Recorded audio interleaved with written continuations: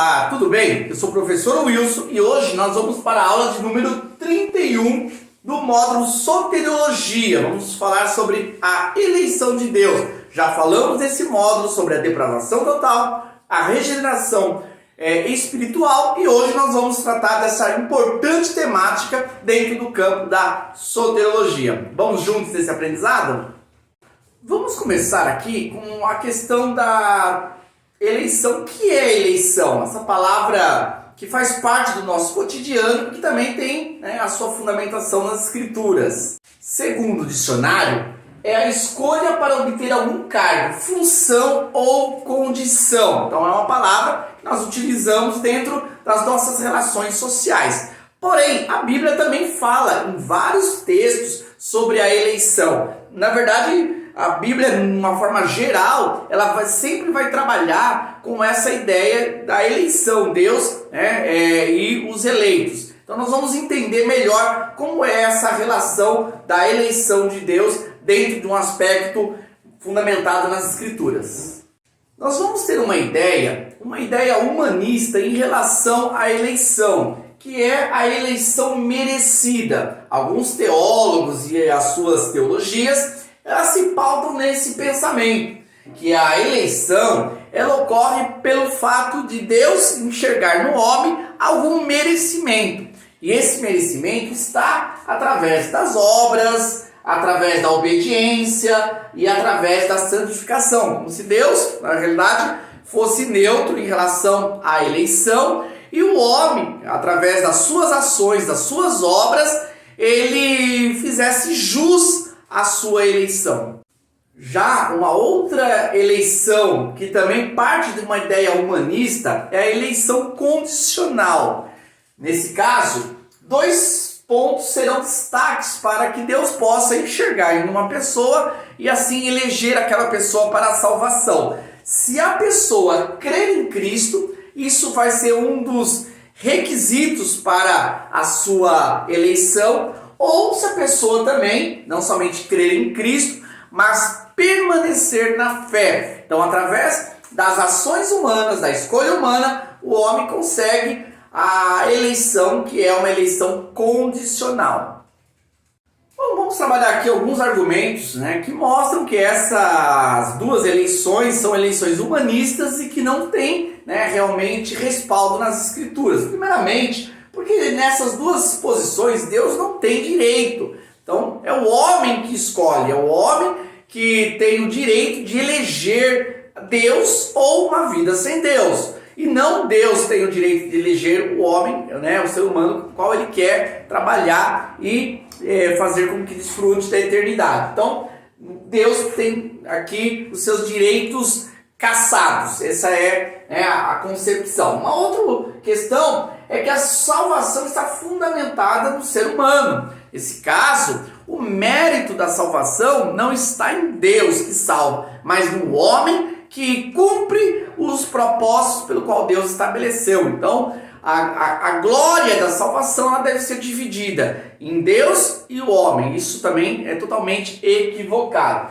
E o terceiro é que o pecado não é pecado e graça não é graça. Então nós tiramos aqui de uma salvação que ela é por méritos, então a gente tira aqui a questão do pecado. O pecado não age sobre o homem, porque o homem tem força sobre o pecado para poder cumprir a vontade de Deus. Então o efeito do pecado não é tão forte como a gente estudou na depravação total. A gente sabe que isso não é verdade. O pecado realmente nos coloca no chão, nos coloca somente impossibilitado. E a questão da graça, também se a gente falar que a salvação é por méritos, qual a graça disso? Qual o favor que Deus fez? Se eu merecia a salvação, então Deus não me agraciou com a salvação, mas sim foi uma conquista pelos meus esforços. Também mostra que esses dois conceitos de eleição estão equivocados.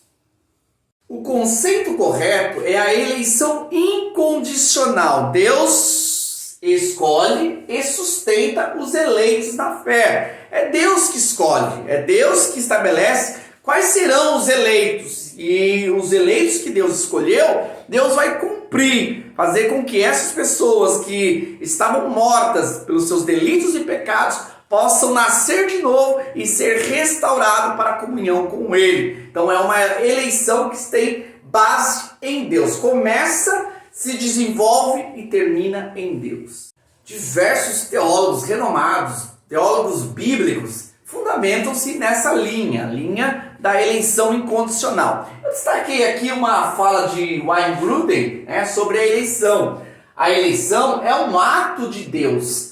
Antes da criação, Deus nos elegeu antes da fundação do mundo, antes que o homem viesse pecar, Deus já tinha a eleição já estabelecida. A gente fala a predestinação, uma palavra que para alguns gera um certo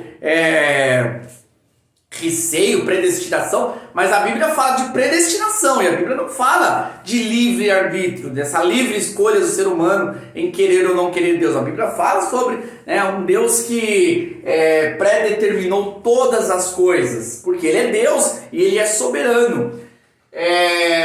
A criação no qual escolhe algumas pessoas para serem salvas, não por conta de algum mérito previsto nelas, mas por causa da sua soberana boa vontade. Então, a base, o Wayne Grudem está aqui afirmando que a eleição mostra a soberania de Deus.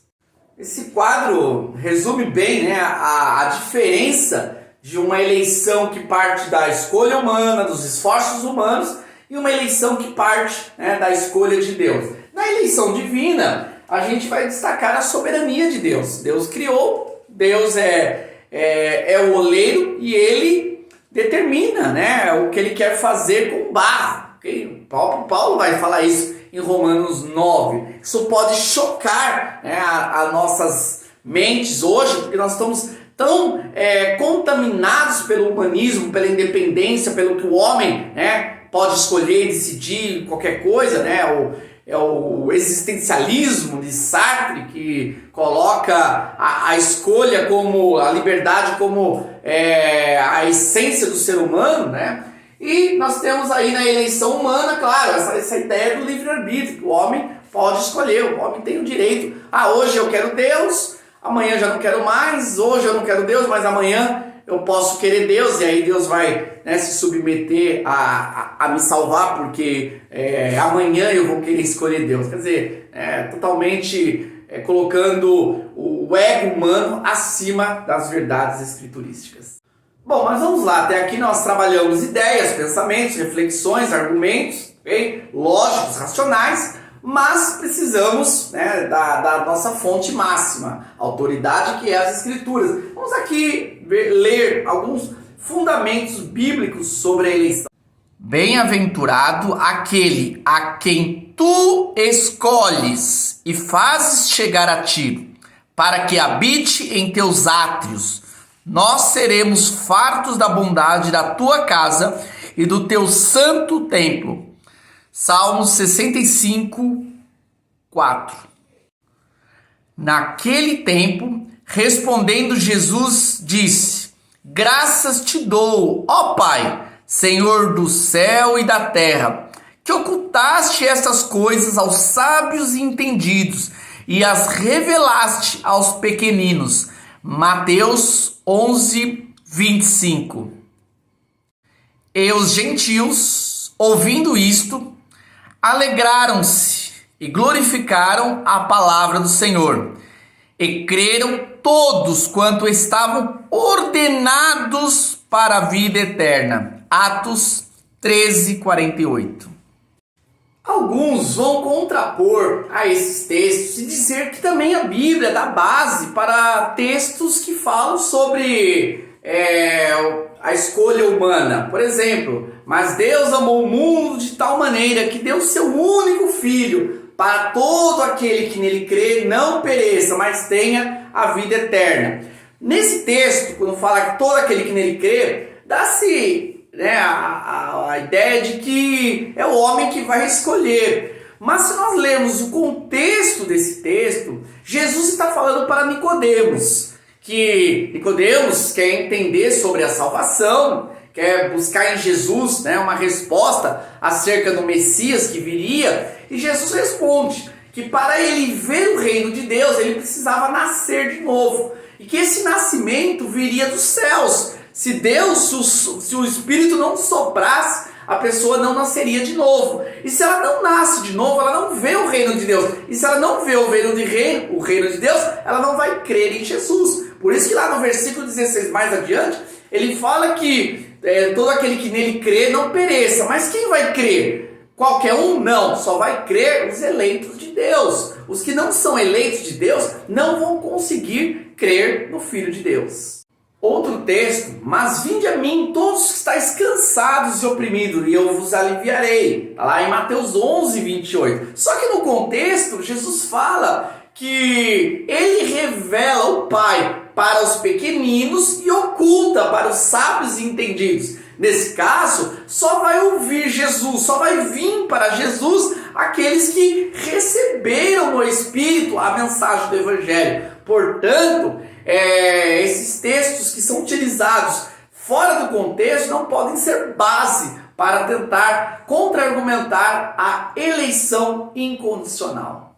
Aí vão apelar para a tentativa de argumentar logicamente ou racionalmente, dizendo assim: não faz sentido a eleição incondicional, porque Deus é injusto, porque Ele escolhe um e não escolhe outros. Bom, na realidade, a justiça de Deus, todos estariam condenados. Se nós formos aplicar a justiça de Deus, nós vamos entender que todos estão condenados e que, por suas próprias escolhas, jamais conseguiriam ser alcançados por Deus. Então, Deus não é injusto porque Ele salva alguns, porque a justiça de Deus já condena a todos. O que nós vamos ver na salvação, na eleição da graça, é a misericórdia de Deus, o amor de Deus sobre alguns, no qual Deus, Ele manifesta o seu amor salvando alguns. Isso não é injustiça, porque na justiça de Deus todos pecaram e estão realmente recebendo o justo castigo pelas suas práticas. Deus não faz acepção. Como assim? Baseado em alguns textos, Pedro fala lá, quando ele volta da casa de Cornélio e ele vai se defender, ele fala que Deus não faz acepção de pessoas. Ali ele está dizendo sobre povos. Deus salva, se olhar o contexto, tanto o judeu como também os gentios. Deus, Ele salva pessoas de todas as tribos, de todos os povos. Não podemos levar essa colocação ao pé da letra, como se Deus não faz acepção. A gente vai ver claramente Deus escolhendo homens. Deus escolheu Abel, Deus escolheu Noé, Deus escolheu Moisés, Deus escolheu Jacó e rejeitou Esaú. Deus escolheu 12 e rejeitou muitos. Então Deus é um Deus que faz escolhas, sim. Ele escolhe um em detrimento de outros. Isso não mostra algo negativo à natureza de Deus, mas mostra a soberania de Deus. Nós também fazemos as nossas escolhas quando nós temos nossos direitos sobre algo. E Deus, que é criador de tudo, Ele tem total direito de fazer as suas escolhas. Está na Bíblia que Deus quer que todos se salvem. Sim. Dentro do contexto, analisado melhor, nós vamos dizer que Deus quer que todos se salvem. Todos serão salvos. Todos quem? Os eleitos de Deus.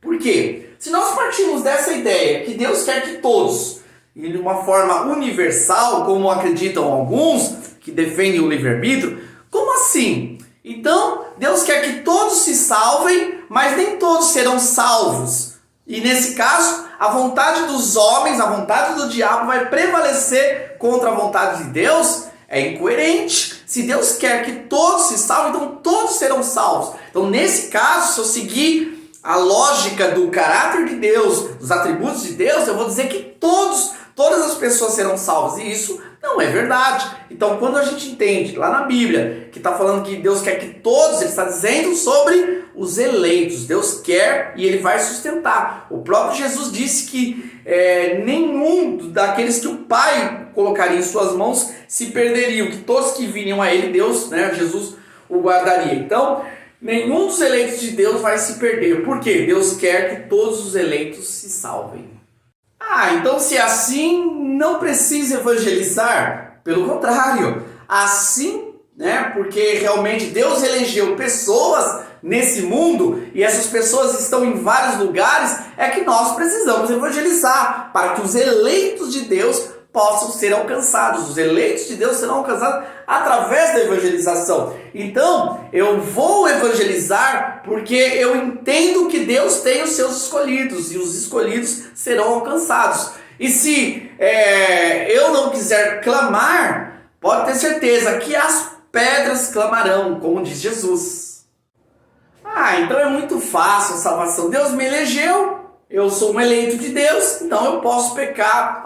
E mesmo assim, já que eu sou um eleito de Deus. Pelo contrário, quem é um eleito de Deus tem a sua vida regenerada, ele é transformado. Ele ama o Evangelho, ama as Escrituras, ama o Senhor. Ele reconhece o problema do pecado, ele sabe que o pecado levou Cristo à cruz para ser ali sacrificado. Então, nesse caso, quem verdadeiramente é salvo, ele vai ter o temor, né? Ele vai rejeitar o pecado. Isso não quer dizer que ele não venha pecar, porque somos seres humanos suscetíveis às falhas, mas ele não vai pecar voluntariamente ou sem se preocupar que ele está praticando o pecado.